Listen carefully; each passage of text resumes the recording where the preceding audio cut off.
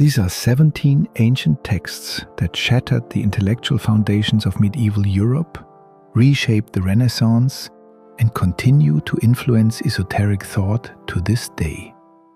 This is the Corpus Hermeticum explained, the foundation of Western Hermeticism. Attributed to the legendary figure Hermes Trismegistus, the Thrice-Great Hermes, these writings represent a fascinating fusion of the Greek god Hermes and the Egyptian god Thoth. The Corpus Hermeticum is a collection of Greek philosophical and theological writings composed in Roman Egypt between roughly 100 and 300 CE. Their authors remain unknown. What we do know is that these texts emerged from the same volatile spiritual ferment that produced Neoplatonism, Gnosticism, and early Christianity, a crucible where Platonic thought collided with the older mystery traditions of the Hellenized East, blended with Stoic philosophy, Jewish scripture, and possibly Persian elements. But what makes these texts extraordinary isn't just their origin. It's what happened when they resurfaced over 1,000 years later. Let's begin with the teachings themselves. The Corpus Hermeticum unfolds as a series of dialogues and revelations. Hermes Trismegistus speaks to his disciples Tat, Asclepius, and Ammon, guiding them through the architecture of reality. The first treatise, known as the Poimandres, stands as arguably the most profound. In it, Hermes describes a mystical vision in which he encounters a divine being called Poimandres, often translated as man-shepherd or the mind of God. Through this encounter, the entire cosmological framework of Hermeticism unfolds. The nature of the divine mind, or Nous, the creation of the cosmos, the fall of the soul into matter, and the path of return. The concept of Nous sits at the heart of everything. The divine mind emerges as the ultimate source of all creation, an all-encompassing, omnipotent force that exists beyond the physical realm. From Nous proceeds the Logos, and from the Logos proceeds the material world. This cascading emanation will sound familiar to anyone versed in Neoplatonic philosophy, and that's no coincidence. Following the Poimandres, treatises 2 through 9, often called the General Sermons, consist of shorter dialogues exploring fundamental Hermetic principles: the nature of God, the relationship between mind and matter, the purpose of human existence. The remaining treatises deepen these themes, culminating in discussions of spiritual rebirth and what scholars describe as divinization through heavenly ascent.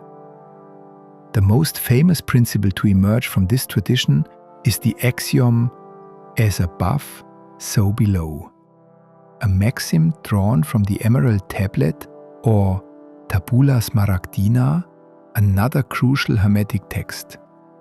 This encapsulates the Hermetic view that the macrocosm of the universe mirrors itself in the microcosm of the individual human being. To understand yourself is to understand the cosmos. To know the cosmos is to approach the divine. These concepts were later codified as the 7 Hermetic principles: mentalism, correspondence, vibration, polarity, rhythm, cause and effect, and gender in texts like the 1908 Kybalion. Now here's where the story takes a dramatic turn. For over a millennium, these texts were largely lost to the Western world. Byzantine scholars preserved fragments, and the philosopher Michael Psellus in the 11th century becomes the first to attest to the compiled collection. But it wasn't until 1460 that a monk named Leonardo di Pistoia brought a Greek manuscript of the Corpus Hermeticum to Florence, delivering it into the hands of Cosimo de' Medici. Cosimo immediately recognized its significance. He had already commissioned the brilliant young scholar Marsilio Ficino to translate the complete works of Plato into Latin, a monumental project. But when the Hermetic manuscript arrived, Cosimo ordered Ficino to stop translating Plato and begin work on Hermes Trismegistus instead. Think about that. The most powerful patron of the Renaissance told his best scholar to put Plato on hold for these texts. Why? Because at the time, Hermes Trismegistus was believed to be a historical figure who lived in the age of Moses, making these writings far older and far more authoritative than anything Plato ever produced. Ficino completed his Latin translation by April of 1463, working alongside scholars like Lodovico Lazzarelli. It was published without his consent in Treviso in 1471 and became by far his most widely circulated work, with more than 40 extant manuscripts and 24 printed editions by the end of the 16th century, translated into numerous vernacular languages across Europe. As one scholar put it, the Corpus Hermeticum landed like a well-aimed bomb amid the philosophical systems of late medieval Europe. The texts fed directly into the doctrine of the Prisca Theologia, the ancient theology, which held that a single, true divine wisdom existed across all religions, given to humanity in the primeval past. Hermes Trismegistus was placed at the headwaters of this tradition, a fountainhead from which Plato, Moses, and all subsequent wisdom supposedly flowed. This Hermetic revival influenced some of the most daring minds of the age. Pico della Mirandola wove Hermetic ideas into his famous Oration on the Dignity of Man. Francesco Patrizzi championed the texts. Robert Flood built elaborate cosmological systems on their foundation. And then there was Giordano Bruno. Bruno embraced Hermeticism with a fervor that ultimately cost him his life.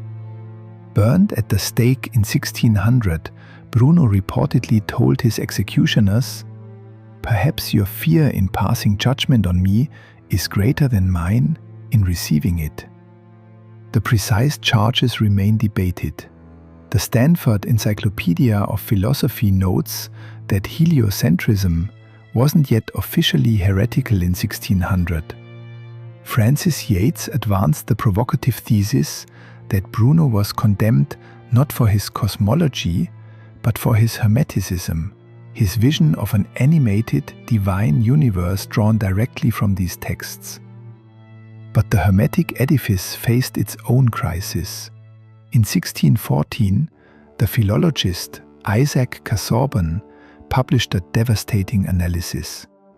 By examining the vocabulary, syntax, and philosophical terminology of the Corpus Hermeticum, he demonstrated that these texts couldn't possibly date from the time of Moses. Certain words and concepts simply didn't exist before the 2nd century CE. Casaubon dated the corpus to the 2nd and 3rd centuries, exactly where modern scholarship places it. The Prisca Theologia collapsed. Hermes Trismegistus was revered as a literary fiction rather than a historical prophet. And yet the texts endured. Their influence on alchemy alone is staggering, shaping concepts like the magnum opus, the philosopher's stone, and the transformative stages of nigredo, albedo, and rubedo. Francis Yates argued in 1964 that Renaissance Hermeticism was a crucial factor in the development of modern science. While that thesis has been largely revised, the role of Hermetic alchemical thought in the work of Jan Baptist van Helmont, Robert Boyle, and Isaac Newton is well documented. The story took another unexpected turn in December 1945 when an Egyptian farmer named Muhammad Ali al-Saman cracked open a sealed clay jar near the town of Nag Hammadi. Inside were 13 leather-bound papyrus codices containing 52 ancient texts, mostly Gnostic, but 3 of them belonging to the Hermetic tradition. His mother reportedly used some of the loose leaves as kindling for her oven before the significance of the discovery was recognized. These texts, preserved by the arid desert for nearly 2 millennia, offered new windows into the Hermetic worldview and reignited the debate over whether these teachings had deeper Egyptian roots than previously acknowledged. Scholarship continues to evolve. Christian Bull's 2018 work on the tradition of Hermes Trismegistus, Wouter Hanegraaff's 2022 study on Hermetic spirituality and altered states of knowledge, and ongoing research at Harvard's Center for the Study of World Religions all testify to a living scholarly engagement with these texts. David Litwar's recent analysis of Corpus Hermeticum 13 explores how the acquisition of virtues appears as instantaneous because virtue itself is a form of gnosis, of direct knowing. And there's one final curiosity worth mentioning. The chapter numbered 15 in the Corpus Hermeticum doesn't actually exist. Early modern editors filled that slot with excerpts from a Byzantine encyclopedia and fragments preserved by Johannes Stobaeus.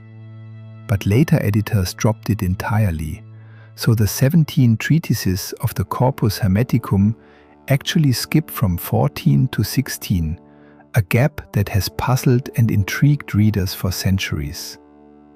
The Corpus Hermeticum isn't merely a historical artifact. It lives as an active tradition, a map of consciousness drawn in the language of late antiquity that continues to speak to those who seek the divine within the architecture of the self. As above, so below. As within, so without. The journey of Hermes is, ultimately, the journey of every soul that dares to look upward and ask what lies beyond the visible.